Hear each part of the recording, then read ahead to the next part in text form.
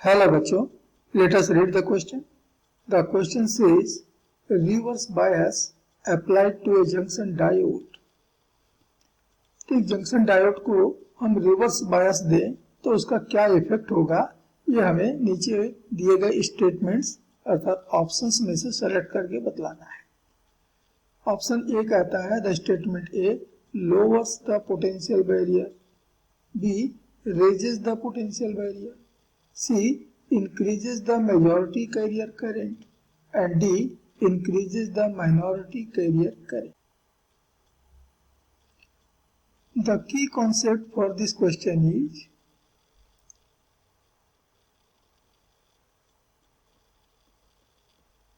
in reverse bias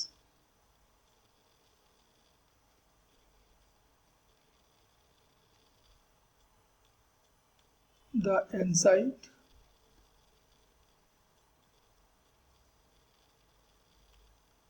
of a junction diode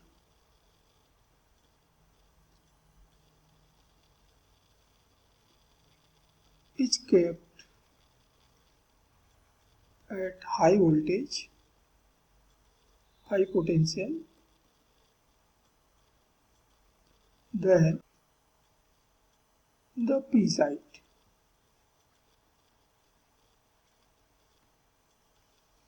And so the voltage of the N side in this bias must be greater than the voltage of the P side. तो हमारे पास एक PN junction diode है,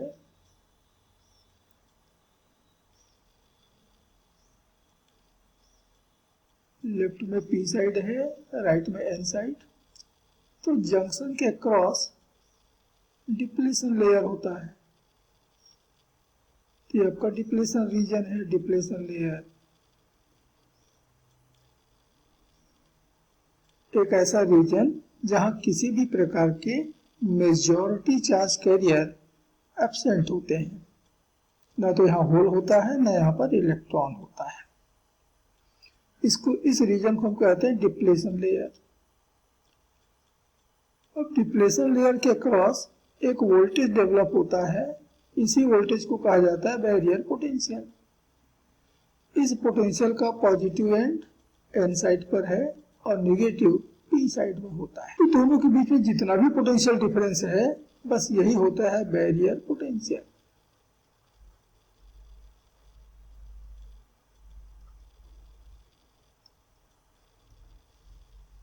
अब ये battery के negative terminal को हमने P side से और पॉजिटिव टर्मिनल को हमने एन साइड से कनेक्ट कर दिया, तो एन साइड का वोल्टेज अब हाई है, पी साइड का लो है, तो ये हो गया हमारा रिवर्स बायस्ड पोजीशन।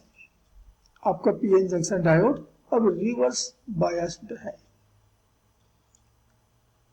तो इस रिवर्स बायस्ड पोजीशन में हमारी बैटरी का वोल्टेज और बैरियर पोटेंशियल का वोल्टेज दोनों तो सेम डायरेक्शन में है, और इसलिए हमारा जो बैटरी का वोल्टेज है वो बैरियर पोटेंशियल को इंक्रीज करता है। तो since the battery also apply a potential difference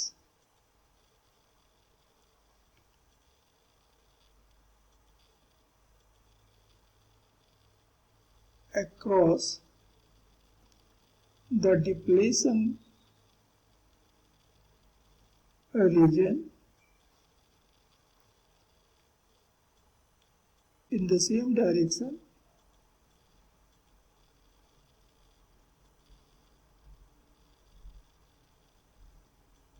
as that of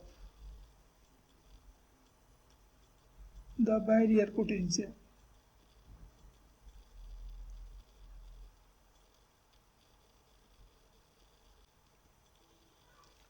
And therefore the barrier potential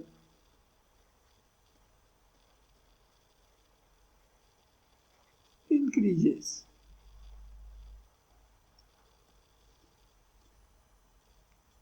तो तो ऑप्शन ए हमको कह रहा है कि लोअर्स द पोटेंशियल बैरियर, तो पोटेंशियल बैरियर कम नहीं हुआ, थोड़ा बढ़ गया है। बी का ऑप्शन कहता है रेजिस द पोटेंशियल बैरियर, ये हमारा करेक्ट है। This option is correct to this question. Third, increases the majority carrier current. अब देखिए इस बैरियर पोटेंशियल के कारण यहाँ एक इलेक्ट्रिक फील्ड बनता है in the region of depletion layer, और वो होता है पॉजिटिव से नेगेटिव की तरफ, अर्थात एन साइड से पी साइड की तरफ, ये इलेक्ट्रिक फील्ड है। अब यहाँ पर होल मेजॉरिटी में है इन पी रीजन, और यहाँ पर इलेक्ट्रॉन मेजॉरिटी में है इन द एन रीजन। अब यदि होल इस जंक्शन को क्रॉस करना चाहे तो उसे इस फील्ड से होकर के गुजरना पड़ता है, और जैसे वो फील्ड के भीतर आता है, फील्ड इसके ऊपर एक फोर्स अप्लाई करता है। ये पॉजिटिव चार्ज में भीतर आया, तो पॉजिटिव चार्ज के ऊपर फील्ड का फोर्स फील्ड के ही डायरेक्शन में अप्लाई होता है, फोर्स इधर ही लगेगा जिधर फील्ड है, और इसलिए ये जो फील्ड है हमारे मेजॉरिटी चार्ज कैरियर को वापस रिटर्न कर देता है इन द पी साइड, यानी क्रॉस करने नहीं देता। बिल्कुल ऐसे ही जब ये इलेक्ट्रॉन इस जंक्शन को क्रॉस करना चाहेगा तो फिर वो इसके भीतर आएगा, और जब ये इलेक्ट्रॉन इसके भीतर आया तो इलेक्ट्रॉन तो नेगेटिवली चार्ज पार्टिकल है, उसके ऊपर इलेक्ट्रिक फील्ड का फोर्स फील्ड की डायरेक्शन के अपोजिट अप्लाई होता है, तो इधर अपोजिट अप्लाई होगा, और इसे वापस कर दिया जाएगा फिर से एन की तरफ। तो हमारे मेजॉरिटी चार्ज कैरियर जो है वो जंक्शन को क्रॉस नहीं कर सकते, और इसलिए करंट भी क्रिएट नहीं करते। तो यहाँ कहता है increases the majority carrier current, तो वहां तो मेजॉरिटी कैरियर का कोई करंट ही नहीं है, और उसके इंक्रीज होने का कोई क्वेश्चन भी नहीं है, क्योंकि बैरियर पोटेंशियल यदि बढ़ गई है तो इलेक्ट्रिक फील्ड भी बढ़ेगा और बड़ा फोर्स अप्लाई होगा, तो मेजॉरिटी कैरियर तो पहले भी क्रॉस नहीं कर पा रहे थे, रिवर्स बायस पोजीशन में वो और भी क्रॉस नहीं कर सकते, अर्थात ये ऑप्शन भी हमारा रॉन्ग है, गलत। लास्ट में कहता है increases the minority current carrier. हमारे पी रीजन में माइनॉरिटी करंट कैरियर के फॉर्म में इलेक्ट्रॉन है बहुत थोड़े से, और इधर वैसे ही होल है। इलेक्ट्रॉन के ऊपर फोर्स लगता है पी से एन की तरफ, और होल की तरफ फोर्स अप्लाई होता है एन से पी की तरफ, तो माइनॉरिटी करंट कैरियर इस जंक्शन को क्रॉस कर सकते हैं, और ये एक बहुत माइन्यूट लीकेज करंट क्रिएट करते हैं, जिसको कि हम रिवर्स करंट कहते हैं।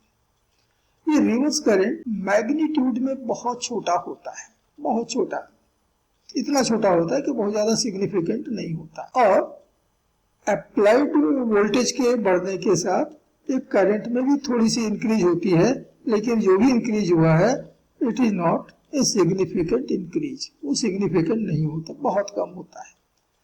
ये सिग्निफिकेंट तब होता है जबकि ब्रेक डाउन वोल्टेज पर हम पहुंचते हैं, यानी कि हमारा अप्लाइड वोल्टेज इतना अधिक होना चाहिए कि वो ब्रेक डाउन वोल्टेज या उससे ज्यादा हो, तभी minority current carrier significantly increase होता है। उसके पहले बिल्कुल भी नहीं होता है, लेकिन सिग्निफिकेंटली इंक्रीज नहीं होता है, और इसलिए ऑप्शन डी भी यहाँ पर इनकरेक्ट है, क्योंकि जो इंक्रीज हो रहा है करंट में वो सिग्निफिकेंट नहीं है। तो इसका प्राइमरी जो आंसर है वो हमारा ऑप्शन बी ही होगा, the raises the potential barrier. Hope you understood it well. Best of luck.